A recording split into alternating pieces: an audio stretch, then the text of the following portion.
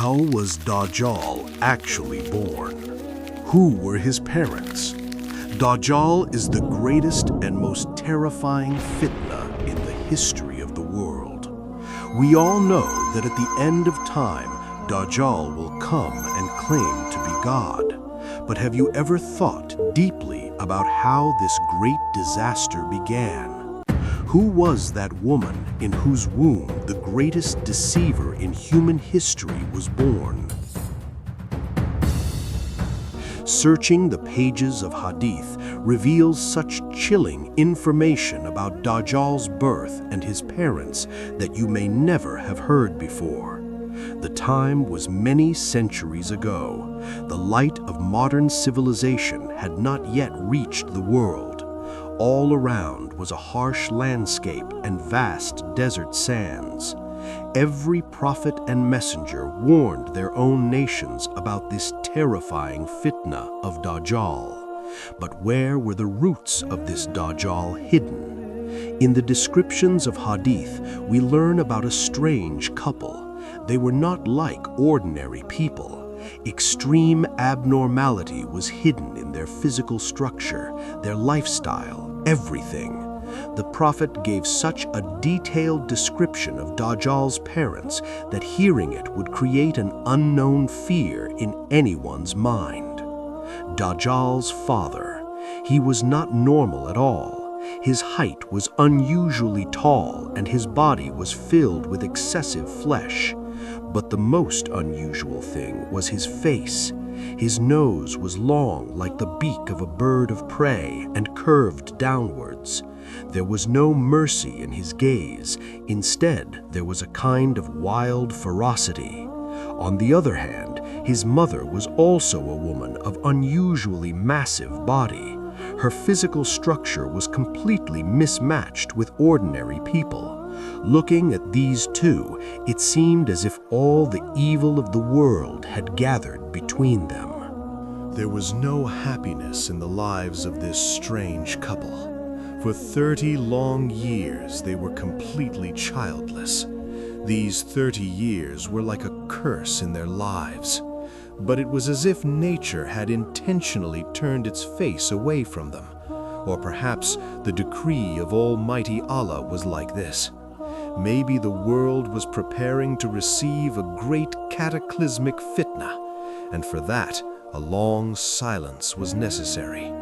These 30 years were like the extreme stillness before a terrifying storm. Finally, after 30 years, when the couple had almost given up hope, an ominous shadow descended upon their lives.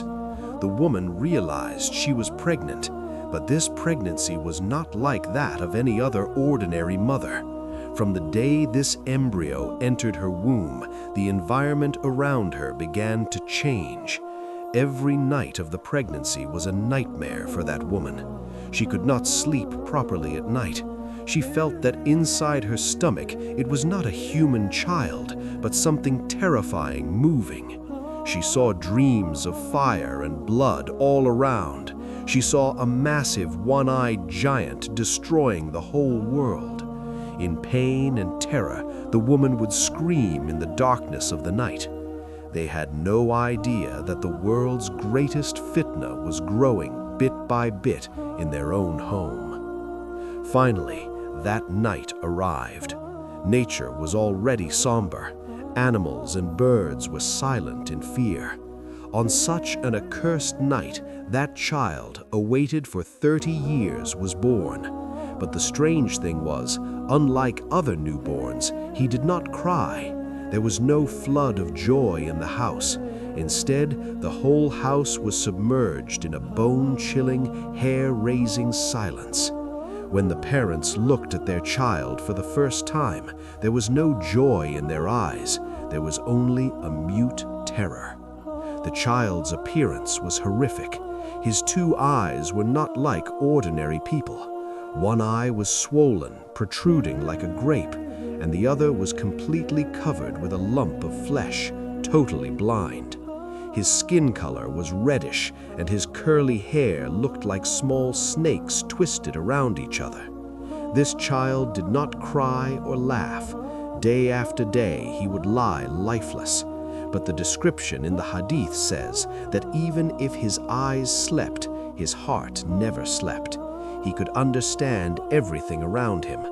The child who entered their home after 30 years of void brought only evil and an unknown terror. What happened next? The story of Dajjal's childhood seems to have disappeared from the pages of history like some unknown magic. How he grew up, how he left his parents' home, no detailed information about that is found anywhere. But after this, the state in which he is found in the world is 1,000 times more terrifying than before. The time was then the era of our beloved Prophet Muhammad, peace be upon him. A chilling hadith is narrated by the famous companion Fatima bint Qais R.A. A man named Tamim ad-Dari, who had not yet embraced Islam and was a Christian scholar, went out on a sea voyage with 30 other companions in a ship. But a terrifying storm arose in the middle of the sea. Their ship lost its direction. Water was all around. Just as they had almost given up all hope of survival, after exactly 1 month at sunset, they found an unknown island. The island did not look normal at all. There was no mention of this island on any map of the world. To save their lives, Tamim ad-Dari and his companions stepped on to that mysterious island by a small boat. But as soon as they stepped on the island, a terrifying surprise was waiting for them.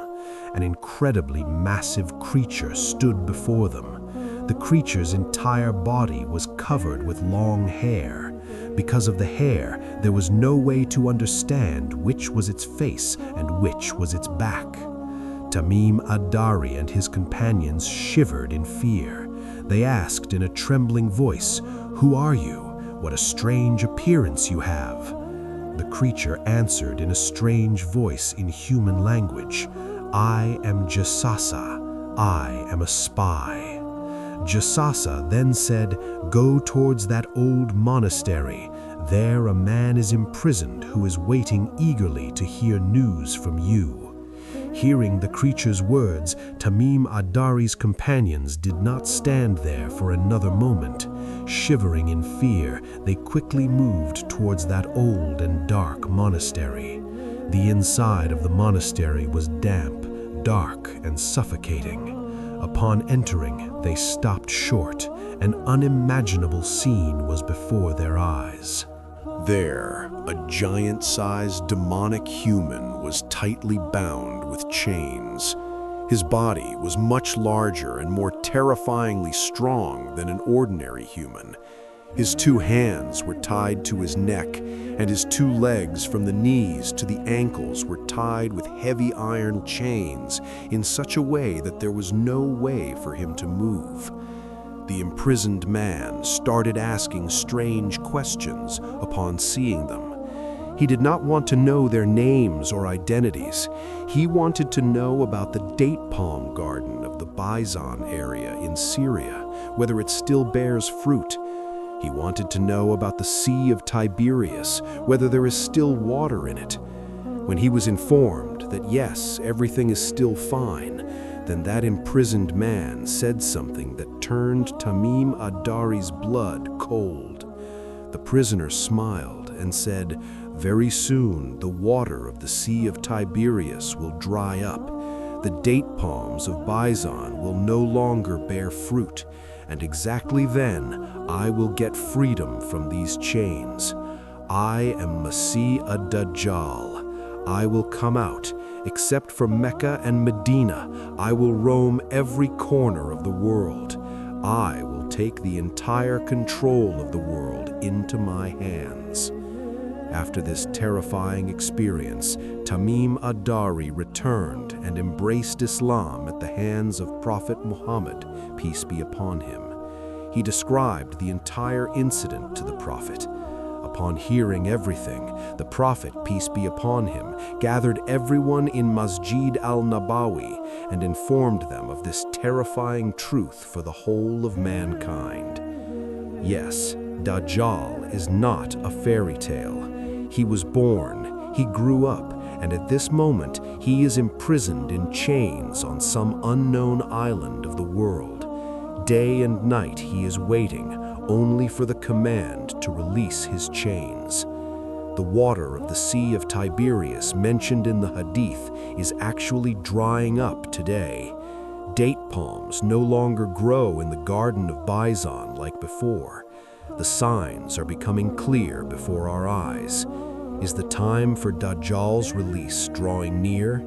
Are we even prepared to face that extreme danger for which all the prophets and messengers sought refuge from Allah? Or are we still blinded by the illusions of the world? The time for realization is running out.